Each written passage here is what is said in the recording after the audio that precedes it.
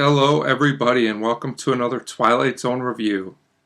Today it is Season 3, Episode 1, 2, written by Montgomery Pittman and starring Elizabeth Montgomery and Charles Bronson, whose characters are given no names, so I will just call them woman and man in this video for lack of anything better.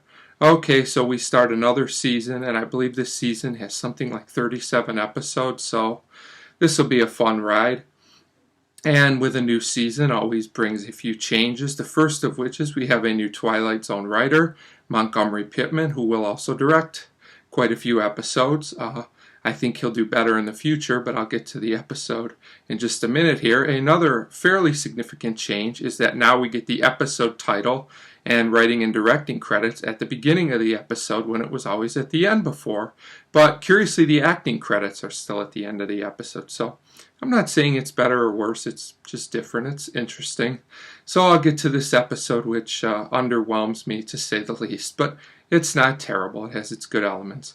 So we start with a woman walking around by herself, and it looks like some kind of almost apocalyptic type setting. Everything looks pretty beat up and destroyed. And she walks around for quite a while by herself, and a man walks in after a couple minutes, and she immediately starts throwing things at him. Why, we're not really sure yet. And he winds up kind of pushing her. I don't know if he really hits her, but he knocks her out, which was pretty brutal for its time period, I would say. Took me aback a little bit. I forgot that happened.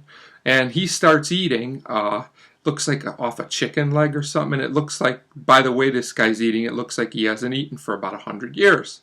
So then we just go through, he just looks around, he goes around, we're introduced to this world, which definitely is not a wonderful world. Everything looks beat up, destroyed, awful.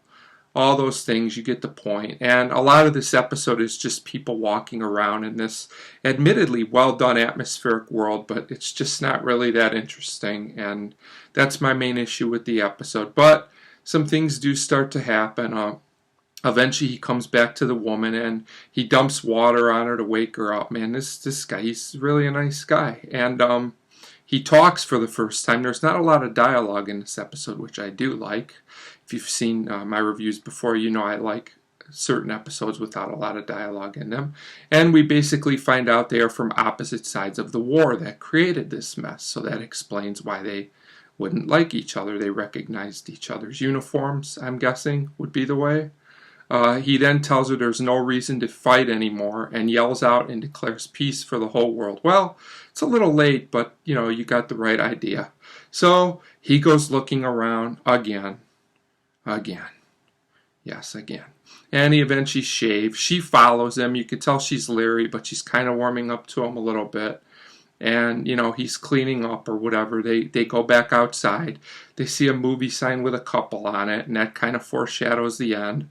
But right after this, when it looks like they might start getting along, they pull guns on each other, which just happen to be laying there right where they're standing. Very convenient for the plot. And this didn't make a lot of sense to me. I mean, yeah, they would be leery of each other, but all of a sudden out of nowhere, it seems more like it just had to happen to move the plot from A to B.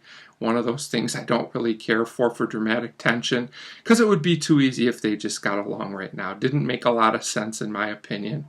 And they're, finally she talks about, I think it's about 16, 17 minutes into the episode. So, that's good. This is after they just magically release that tension again somehow. They're kind of getting along again. He throws her a dress and wants her to put it on. She goes inside another room looking like she will put it on, except that she starts seeing all these pictures, like posters on the wall, military-type pictures that remind her of the war. So she comes back outside. He's just sitting waiting, and she shoots at him. And this is one of the most fake-looking shots I've ever seen, but it scares him off. That does make sense. I'd probably run off, too, if she just started shooting at me he doesn't think there's any reason. So we go to the climax of the episode, which you haven't predicted it yet. I'll go through it. Basically, he's in another place where he says civilization lives, whatever that's supposed to mean, I guess, because he's civilized and she's not, even though you did kind of knock her out, man, to be fair, to start with. And the woman comes back, and of course, she's now wearing the dress. and this is a symbol and a sign of peace because she looks so nice in the dress. Come on, really? And so now they're going to get along, and in the ending narration, Rod Serling calls it a love story. Wow. Cheesy, cheesy, cheesy. But, this episode does have some good things going for it. I like the atmosphere. It really does look like a beat-up, destroyed world. The score is good. The two performances are good by Charles Bronson and Elizabeth Montgomery.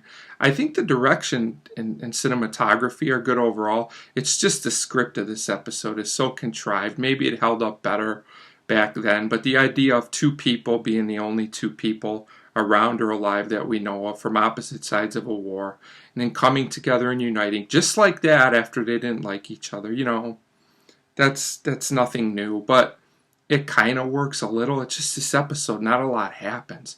This is one of those episodes that would have been a better 15-minute short than a full episode. But the episode's okay, it's watchable, and it's probably worth it for Charles Bronson and Elizabeth Montgomery fans. They might get even something a little more out of it. So overall, 2's just kind of meh. I give it a 2 out of 5, just like the episode title, a 2. So 2 out of 5 for this episode. You could check it out if you want. It's okay. Not the most inspiring start to season 3, but there have been worse Twilight Zones. So, as always, thanks for your time.